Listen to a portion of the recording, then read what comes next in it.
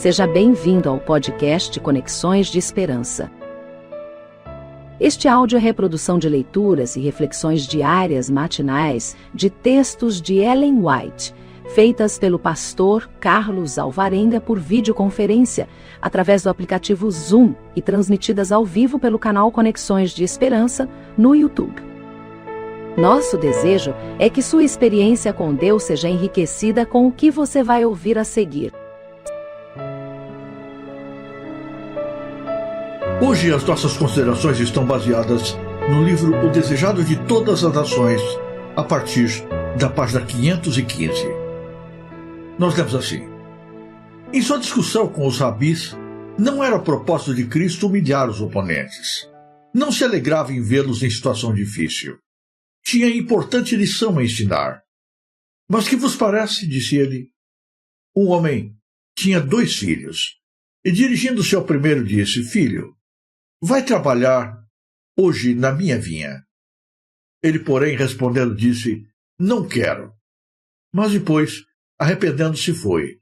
E dirigindo-se ao segundo, falou-lhe de igual modo. E respondendo ele, disse: Eu vou, Senhor. E não foi.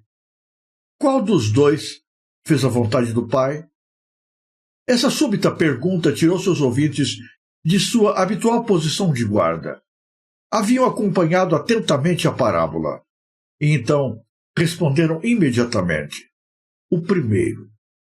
Fixando neles o firme olhar, respondeu Jesus em tom severo e solene: em verdade vos digo que os publicanos e as meretrizes entram diante de vós no reino de Deus, porque João veio a vós no caminho da justiça, e não o credes, mas os publicanos e as meretrizes o creram. Vós, porém, vendo isto, nem depois vos arrependestes para o crer. Ouvi ainda outra parábola, disse Cristo. Houve um homem, pai de família, que plantou uma vinha, circundou-a de um valado, e construiu nela um lagar, e edificou uma torre, e arrendou-a aos lavradores, e ausentou-se para longe. E chegando o tempo dos frutos, enviou os seus servos aos lavradores para receber os frutos. E os lavradores, apoderando-se dos servos, feriram um, mataram outro e apedrejaram outro. Depois enviou outros servos em maior número do que os primeiros, e eles fizeram-lhes o mesmo. E por último enviou-lhes seu filho, dizendo: terão respeito ao meu filho. Mas os lavradores, vendo o filho, disseram entre si: esse é o herdeiro. Vinde, matemo-lo, e apoderemo-nos da sua herança. E lançando mão dele, o arrastaram para fora da vinha, e o mataram. Quando, pois, vier o senhor da vinha, que fará aqueles lavradores? Jesus se dirigiu a todo o povo presente. Mas os sacerdotes principais responderam: dará afrontosa morte aos maus, disseram eles, e arrendará a vinha a outros lavradores, que a seu tempo lhe deem os frutos. Da parábola, o pai de família representava Deus, a vinha, a nação judaica, e o valado, a lei divina que lhe servia de proteção. A torre era um símbolo do templo. O dono da vinha fizera tudo que, para a prosperidade da mesma, pudesse fazer. Assim, foi representado o incessante cuidado de Deus para com Israel. E como os lavradores deviam devolver ao pai de família a devida proporção de frutos da vinha, assim, o povo de Deus o devia honrar por uma vida em correspondência com os sagrados privilégios que tinham. Mas como os lavradores mataram os servos que o Senhor lhes enviara em busca de frutos. Assim, os judeus fizeram morrer os profetas que Deus mandara para o chamar ao arrependimento. No amado filho, a quem o Senhor da vinha afinal mandara, já estavam planejando tirar a vida aquele a quem o Pai lhes enviara em um último apelo. Na retribuição infligida aos ingratos lavradores estava descrita a sorte dos que haviam de condenar Cristo à morte. Olhando-os com piedade, continuou o Salvador, nunca leste das Escrituras a pedra que os edificadores rejeitaram? Essa foi posta por cabeça do ângulo, pelo Senhor foi feito isso. Portanto, eu vos digo que o reino de Deus vos será tirado e será dado a uma nação que dê os seus frutos. E quem cair sobre esta pedra despedaçar-se-á, e aquele sobre quem ela cair será reduzido a pó. A discussão aconteceu dentro do pátio do templo. Como vimos ontem, Jesus havia expulsado os cambistas e vendedores que enchiam aquele lugar com seu comércio, impedindo que os verdadeiros adoradores pudessem ali encontrar a presença de Deus. Os líderes da nação, amedrontados a princípio, voltaram para o lugar, agora confrontando Jesus, com perguntas, com questionamentos, queriam saber de Jesus com que autoridade Cristo fazia aquilo que realizava. Cristo não respondeu de maneira direta à pergunta, mas fez outra pergunta. João Batista foi enviado por quem? Qual a origem do seu batismo? Se eles disserem que o batismo de João não era de Deus, o povo se revoltaria contra eles, porque o povo cria que João Batista era um profeta. Por outro lado, se dissessem que o batismo provinha de Deus, então certamente Jesus lhes perguntaria: por que então vocês não creram? Por que não se submeteram ao seu batismo? Então, os judeus simplesmente responderam: nós não sabemos de onde veio o batismo de João. E Jesus disse: também nem eu lhes digo de onde provém a minha autoridade. Mas completou a sua fala contando 3 histórias. As 2 primeiras histórias falam de vinha. Israel, através de todos os séculos, foi comparado por Deus como uma vinha, cuidado com muito carinho, com muito capricho, para que produzisse frutos, muitos frutos. Vinha na Bíblia é símbolo de alegria, de felicidade. Na primeira parábola, Jesus fala de 2 filhos. Esses 2 filhos tiveram atitudes completamente diferentes. Ao primeiro filho, o pai disse: filho, vai trabalhar hoje na minha vinha. Esse filho desdenhou o chamado do pai. Mas depois, caindo em si, arrependeu-se, mudou de opinião, e mesmo tendo dito ao pai que não iria, foi à vinha e trabalhou nela. Para o segundo filho, o pai fez o mesmo pedido. E este, todo solícito, a princípio disse: sim, pai, fique sossegado, eu vou trabalhar na sua vinha.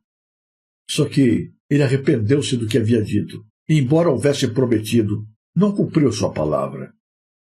E Jesus pergunta: qual desses filhos demonstrou seu amor para com o pai?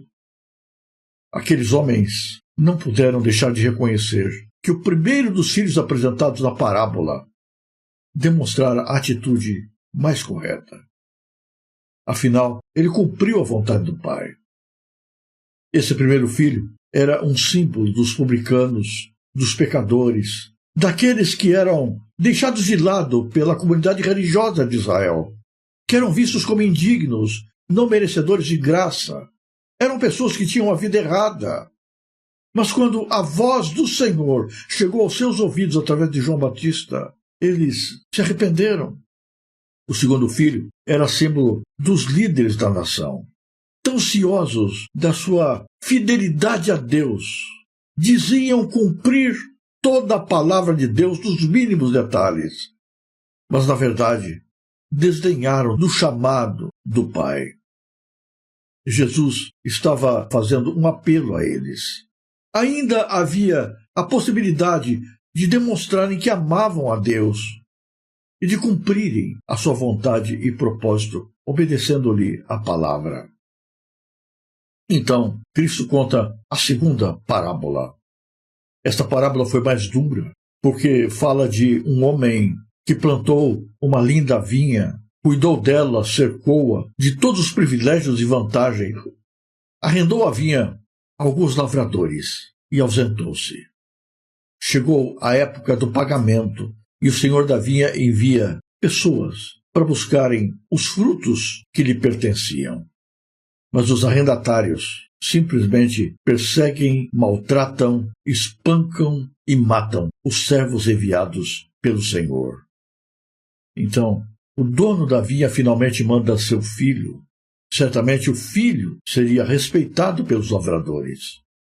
Mas quando o filho chega na propriedade, os lavradores lhe prendem, lhe espancam e lhe matam, roubando a vinha do seu senhor. E pergunta Jesus: o que vocês acham que o dono da vinha fará? Os sacerdotes respondem: se vingará dos lavradores maus e arrendará a vinha para outras pessoas que lhe paguem o que é devido. Esta era a sentença que estava prestes a cumprir-se em relação a Israel. Durante tanto tempo, Deus havia cuidado para que a nação produzisse os frutos de arrependimento, de justiça, mas Israel não quis. Israel rejeitou. Israel matou os profetas, perseguiu os que lhe foram enviados e agora estava prestes a tirar a vida do próprio Filho de Deus.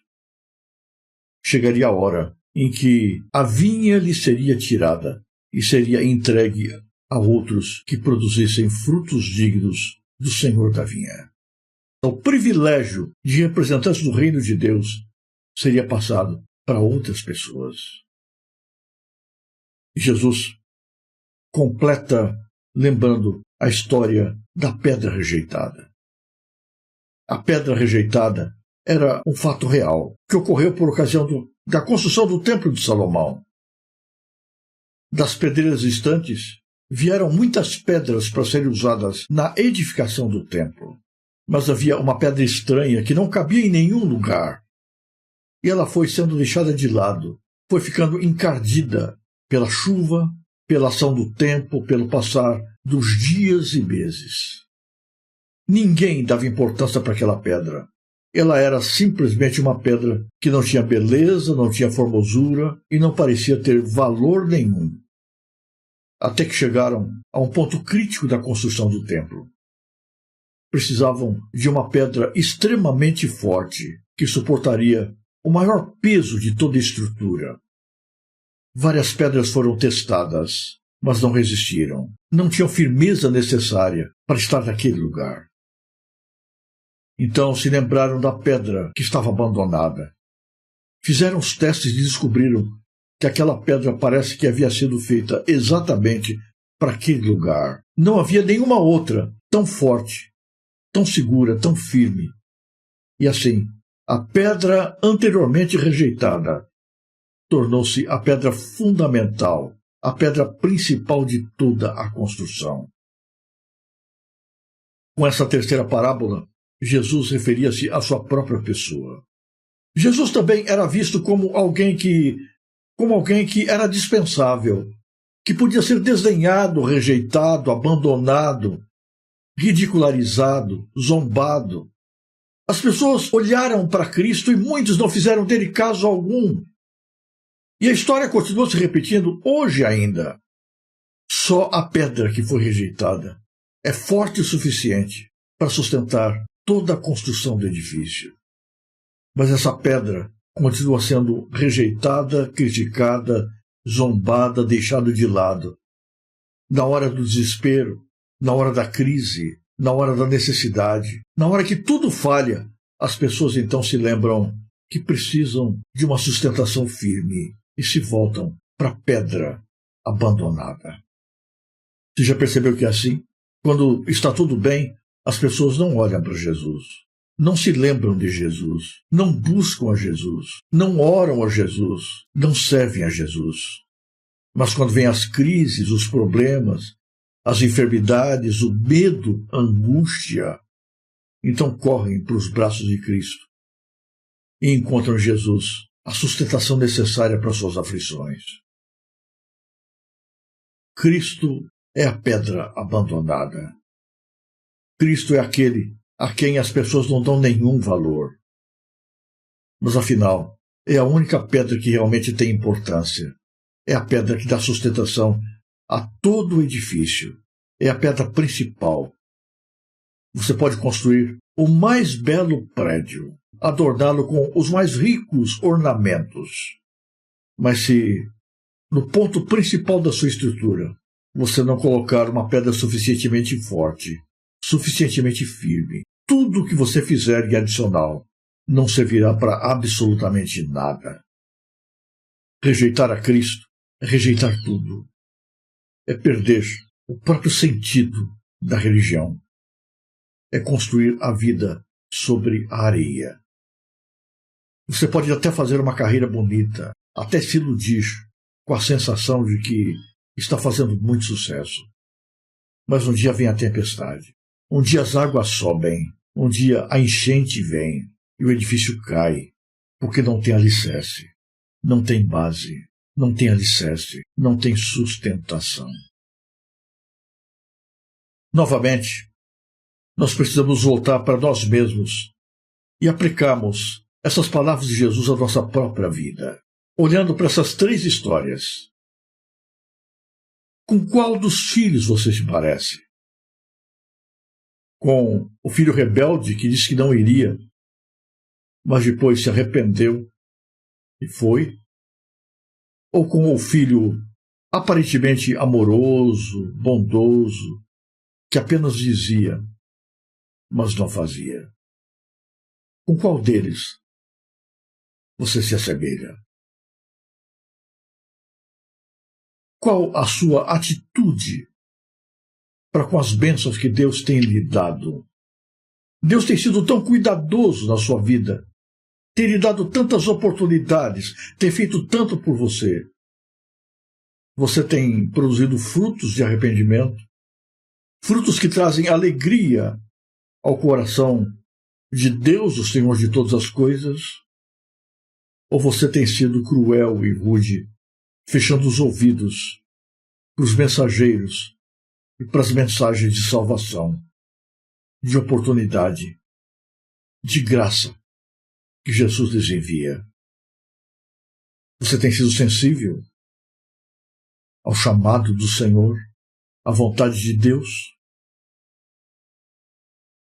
Você tem colocado o peso da sua vida sobre a pedra principal, a pedra rejeitada? Ou a sua vida está sustentada em coisas passageiras, temporárias, que haverão de ruir um dia? Cristo é a pedra fundamental, a pedra angular, a pedra principal da sua vida? Está você hoje aberto aos ensinos e à obra de Jesus Cristo? Ou você está vendo passar diante dos seus olhos as oportunidades de salvação e graça que o Senhor oferece, mantendo fechadas as portas do próprio coração? Religião não é palavra, é atitude. Cristianismo não é aparência, é obediência. Ligação com Deus não é demonstração exterior de beleza e de santidade, mas é a produção de frutos. Fé é sustentar-se sobre a pedra que permanece para sempre, a pedra que não se move, mesmo quando rugem as tempestades. Está você fundamentado sobre a rocha que é Jesus Cristo? Pense nisso no dia de hoje. Se você apreciou este áudio, inscreva-se no canal para continuar conosco nesta jornada de crescimento espiritual. E se puder, não se esqueça de compartilhar com outras pessoas.